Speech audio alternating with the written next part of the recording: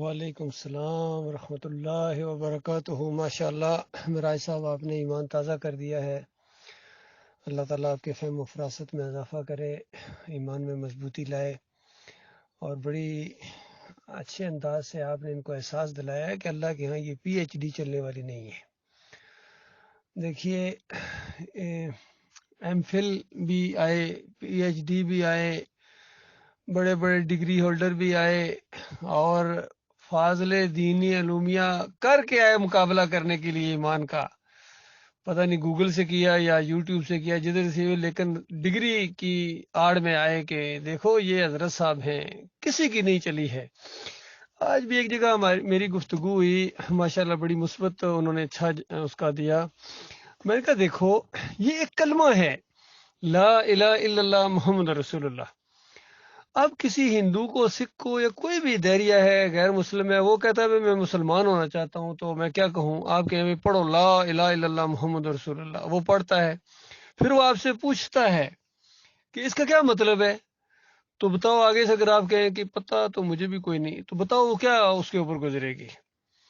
اور یا ایک ہندو ہے، کلمہ پڑھنے کے بعد وہ جب جانے لگے تو آپ کہیں کدھر جا رہے ہو؟ کہ میں ذرا وہ مندر جا رہا ہوں، تو آپ کہیں کلمہ کیوں پڑھا ہے؟ پھر کلمہ پڑھا ہے تو اب مندر کی چھٹی، اب مندر نہیں جا سکتے ہو، نہ کسی مورتی کے سامنے جھک سکتے ہو، نہ کسی کو بجرنگ بلی کو پکار سکتے ہو، کیونکہ کلمہ جو تم نے پڑھ لیا، اللہ جو کہہ دیا، اللہ کا مطلب ختم، خلاص، کوئی نہیں ہے معبود، کوئی پکارے جانے کے جب لائق نہیں ہے تو یا علی مدد کی کہاں گنجائش ہے، یا رسول مدد کی۔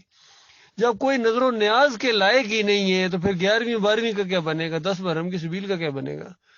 جب کوئی واسطے وسیلے کے لائق نہیں ہے تو پھر ان دعاؤں کی کیا حیثیت ہے کہ یا اللہ اپنے حبیب کے صدقے، پنجتن پاک کے صدقے، فلاں کے صدقے، بابا جی کے صدقے۔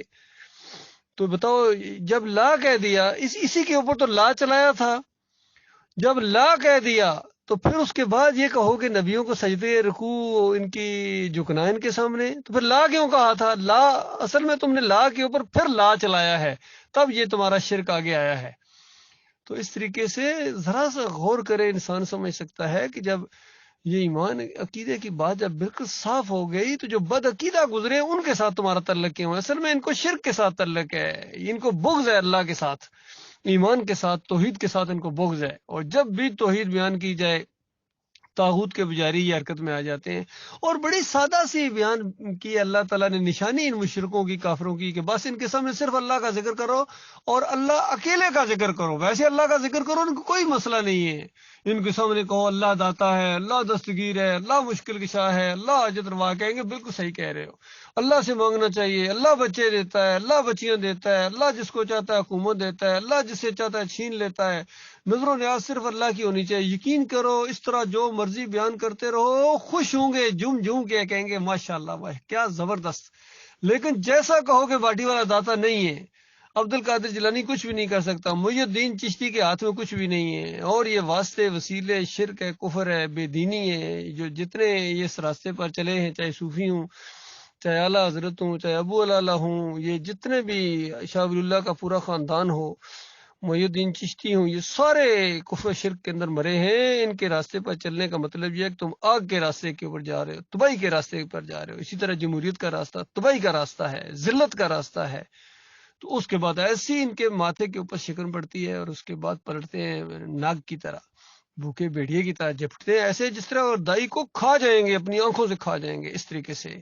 تو ایسے موقع کے اوپر مالک نے جواب دیا ہے کہ ان کو ذرا جواب دیجئے، ایک اور آگ بھی ہے۔ آج اگر آگ لگ گئی ہے پیٹوں کے اندر، سینوں کے اندر آگ لگ گئی ہے توحید کی بات سن کے، رد شرک اور تمہارے اکابرین کی جب کھال اتاری جا رہی ہے تو تمہیں آگ لگ گئی ہے، ایک اور آگ بھی ہے، اس کا نام النار ہے، النار، جس کے اندر تمہیں جانا پڑے گا۔ مالک فرماتا بتا دو ان کو، اگر آج آگ لگی ہے تو ایک آگ آگے بھی ہے، اس کے اندر تمہیں جانا پڑے گا اپنے اکابرین کے ساتھ، اپنے بیوی بچوں سمیت، تم اپنے ان مورتیوں اور مندروں اور مزاروں سمیت جہنم کی آگ کا ایندھن بنو گے۔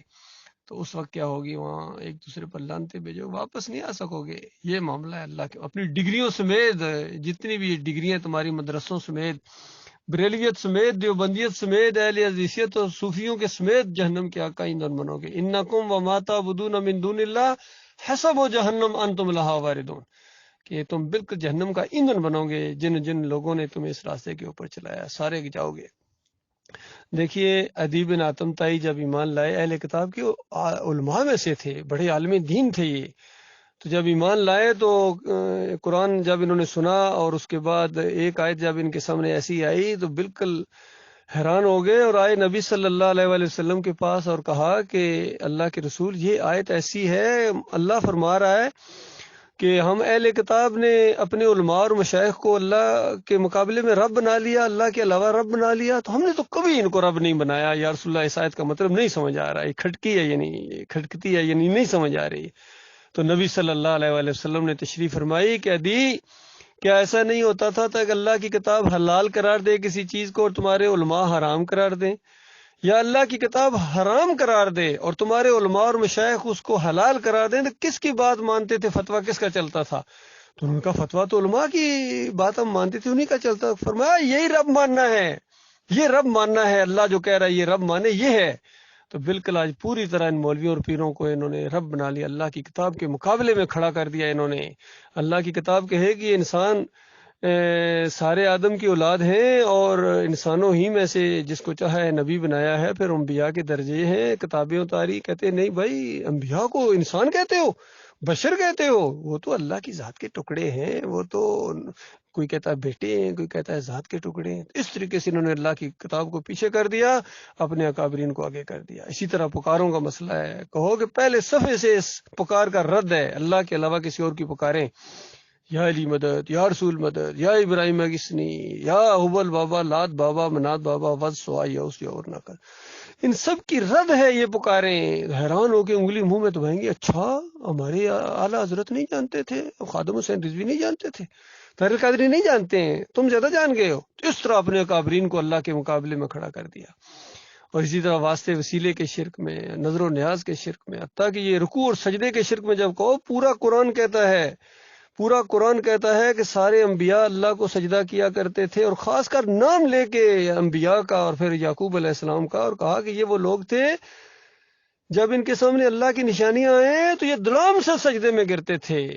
جب اس طرح بات کہی تو محمد حنیف راستے میں کھڑے ہو گئے، کہنے لگے نہیں، میری تفسیر پڑھو، یوسف علیہ السلام کو سجدہ ہوا ہے۔ تو اس طرح یہ انہوں نے اللہ کے دین کو بدلی کر دیا، توحید کو شرک کے اندر بدلی کر دیا، اور توحید کا اور ایمان کا اس طرح انہوں نے مذاق اڑایا۔